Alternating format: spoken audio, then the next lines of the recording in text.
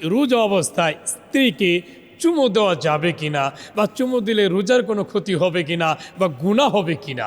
হ্যাঁ, রোজা অবস্থায় স্ত্রীকে চুমু দেওয়া, আপনি বুকে টেনে নেওয়া, কাছে নেওয়া, আদর করা শরীর সম্মত 100% জায়েজ। কিন্তু ইমাম শামী রহমতুল্লাহ আলাইহি বিভিন্ন ফকিহগণের মতে, মুহাদ্দিসিন মুফাসসিরিনদের মতে এখানে একটু কিন্তু দ্বারা প্রচুর ব্যাখ্যা করেছেন। কিন্তুটা কি?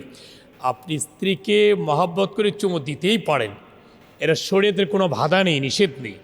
বুকে নিতে পারেন, একসাথে শুয়ে থাকতে পারেন, আপনি বুকে নিয়ে শুয়ে থাকতে পারেন, শুয়ে থাকেন।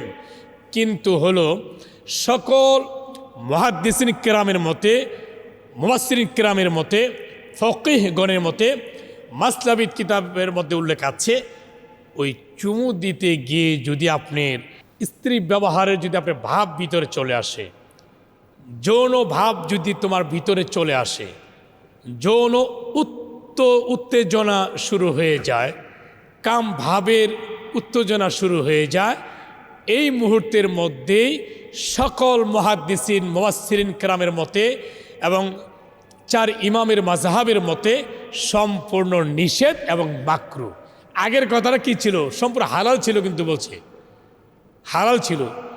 তখনই নিষেধ হয়েছে যখন নাকি আপনি চুমু দিতে গিয়ে, আপনি বুকে টেনে নিতে গিয়ে, আপনি বা বুকে শুয়ে রেখেছেন, এটা করতে গিয়ে আপনার যৌন উত্তেজনা ভাব শুরু হয়েছে বা যৌন মিলনের ভাব শুরু হয়েছে, বা অনেক সময় কেউ সহ্য করতে পারেন না, ওই মুহূর্তে স্ত্রী ব্যবহার করে ফেলেছেন, তাতে আপনি কবিরা গুনাহ করে ফেলেছেন। স্ত্রী ব্যবহার করা জায়েজ, হালাল, কিন্তু রোজা অবস্থায় স্ত্রী ওইভাবে ব্যবহার করার কারণে আপনি কবিরা গুনাহ হয়েছে। কারণ ইচ্ছাকৃতভাবে রোজার মাসে একটা রোজা যদি কেউ ছেড়ে দেয়, এই একটা রোজাকে আদায় করতে গেলে, আদায় করার জন্যে 60টা রোজা রাখতে হবে। কয়টি রোজা? 60। এই 60টি রোজার মধ্যে 60 নাম্বার রোজাটাও যদি তোমার কোনো কারণবশত নষ্ট হয়ে যায়, নতুন করে আরও 60টা করতে হবে। এমনভাবে কঠিন, কিন্তু আল্লাহ নবী পাকের হাদিসে কারিমে বলছেন, নবী এই হুঁশিয়ার করে দিয়েছেন।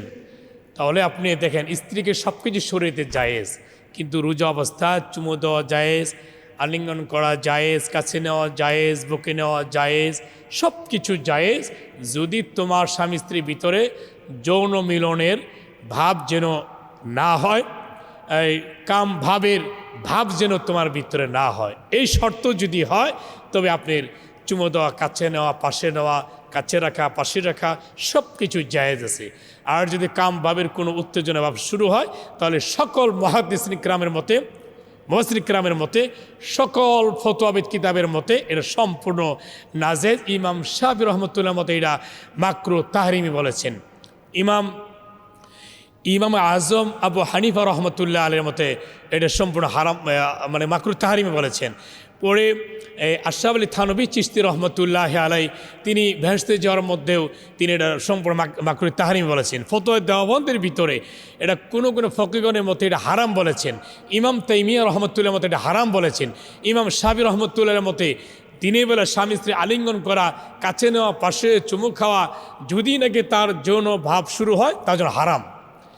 এটা ইমাম শাফিঈ রহমতুল্লাহ বলেছেন, ইমাম তাইমিয়া রহমতুল্লাহ বলেছেন। তাহলে এই বিষয়টার জায়গায় কিন্তু আমাদের অবশ্যই সতর্ক থাকতে হবে। ওই স্ত্রীকে কাছে মনের টান, মনের ভাব আসতেই পারে, স্বাভাবিক, স্বামী স্ত্রীর ব্যাপারে এটা সম্পূর্ণ শরীয়তে কিন্তু জায়েজ। কিন্তু মাথায় রাখতে হবে যেন কখনো কোনোভাবে কোনো ক্রমেই যেন আপনার কাম ভাবের বা স্বামী স্ত্রীর ব্যবহারের যৌন উত্তেজনা সৃষ্টি যেন না হয়। তাই যদি হয়, এরকম হইলে আর কখনো আপনি চুমুর জাগও যেতে পারবেন না, কাছে পাশেও নিতে পারবেন না। যাক বন্ধুরা, আশা করি অত্যন্ত গুরুত্বপূর্ণ একটি মাসআলা আপনারা শুনতে পারলেন। এই মাসআলাগুলির উপরে আল্লাহ রাব্বুল আলামিন আমাদের সকলকেই সঠিকভাবে জানার, বুঝার এবং আমল করার তৌফিক দান করুন। আমিন। আসসালামু আলাইকুম ওয়া রাহমাতুল্লাহি ওয়া বারাকাতুহু।